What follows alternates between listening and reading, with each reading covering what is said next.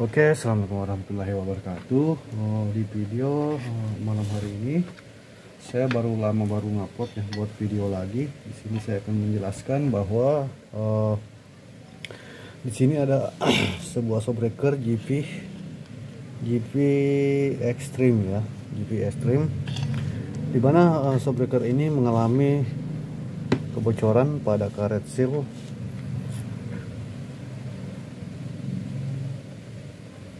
Namun shopbreaker ini tergolong masih baru dan dipakai pada motor GL ya, GL 100 ya. Terus saya tanya kepada yang punya kenapa bisa bocor sampai secepat ini. Katanya shock ini shock ini terlalu lembek ya. Katanya terlalu lembek, makanya di setel dibikin keras. Yang salahnya dia setelnya itu bukan di preload ya, bukan di fair. Dia malah setelnya di klik komprehensi. Klik ini. Banyak orang yang salah kaprah atau salah pengertian tentang klik komprehensi ini. Di sini saya akan menjelaskan satu persatu tentang fungsi-fungsi komponen yang bagian luar shock ya, untuk setelan-setelannya tentunya.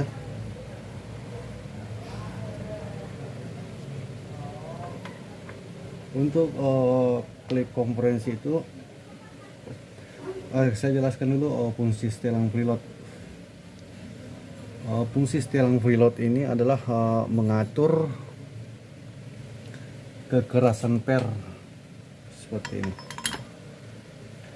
Ini mengatur kekerasan per pada sebuah shockbreaker. Di sini ada khas shockbreaker. Terangkan dulu.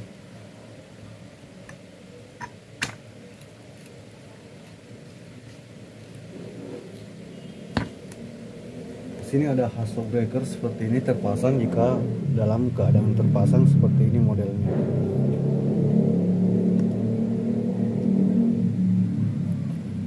Jika posisi terpasang maka modelnya akan seperti ini.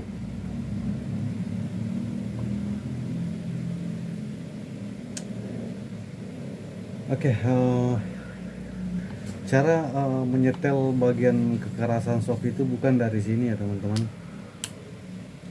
Kita tidak boleh menyetel cara awal ya. Cara awal adalah cara pertama untuk menyetel sebuah shockbreaker itu kita menyetel dari sini dulu. Jadi ini kita nolkan semua,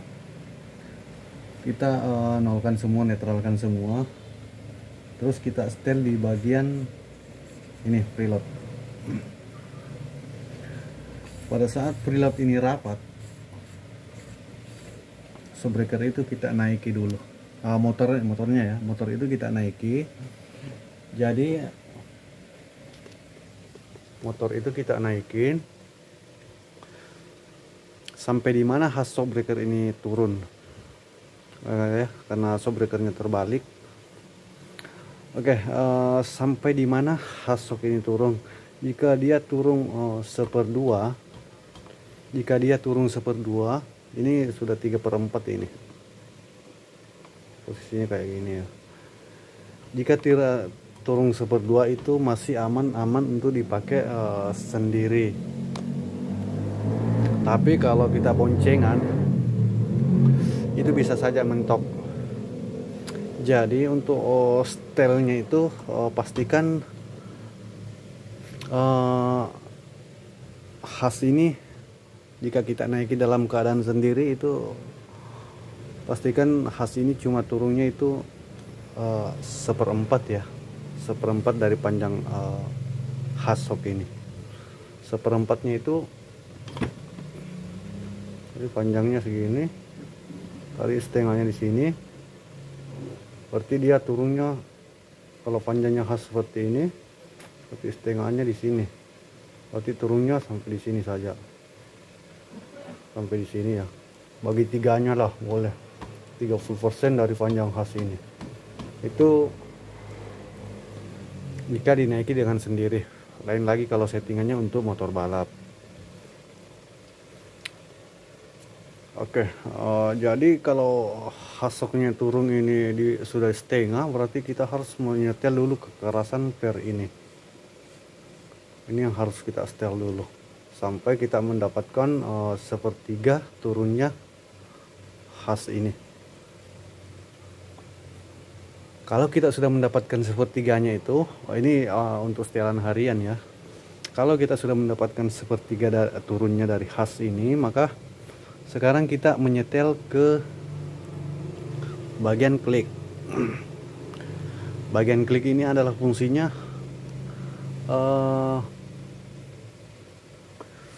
mengurangi pantulan shock breaker pada saat kembali. Misalnya kita dapat gundukan, kayak gini lubang, shock itu tidak mental ya, tidak mental naik. Khas ini tidak mental naik. Itu fungsinya dari klik ini. Kalau shocknya terlalu mental baliknya, fungsinya baru kita setel ini. Tetapi kalau tidak mental, tidak perlu kita setel dulu, cukup kita netralkan saja. Oke, yang ketiga adalah klik komprehensif. Ini ya, klik komprehensi ini semakin ditutup ya, searah jarum jam ditutup dan bukanya itu berlawanan dengan arah jarum jam. Klik komprehensi ini adalah memperlambat turunnya ini. Dimana kalau kita mau memperlambat turun shock, misalnya ada gundukan begini, ada gundukan semacam ini, ada gundukan, kita naik, ban itu tidak langsung naik ya, tidak langsung rapat, dikarenakan dia pelan naiknya. Inilah fungsinya dari klik komprehensi, untuk memperlambat turunnya ini, memperlambat masuknya ke dalam silinder. Itu bukan memperkeras, memperlambat.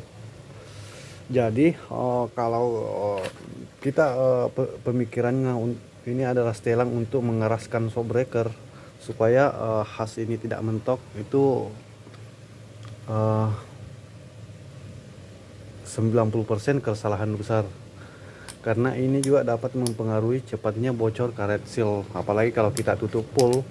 Kalau tutup full itu otomatis ini lambat sekali turun. Jadi pada saat kita dapat gundukan dan muatan berat, otomatis oli tidak bisa masuk ke tabung ini. Sedikit saja oli, otomatis ini oli akan cari celah untuk keluar, dipaksakan untuk keluar ya. Makanya yang mana yang lebih rapuh, yang mana yang lebih kuat, itulah yang bertahan. Makanya dia biasa kena di seal, karena otomatis seal lebih rapuh daripada klik ini. Karena klik di bagian dalam ini tidak ditahan dengan karet, cuma besi ya, atau sim-sim.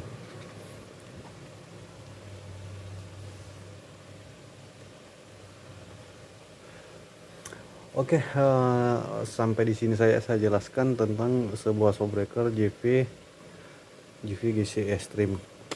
Oke, mungkin itu saja video singkat atau dokumentasi atau pembelajaran sedikit tentang shock breaker yang menggunakan double click. Sekian dari saya. Assalamualaikum warahmatullahi wabarakatuh.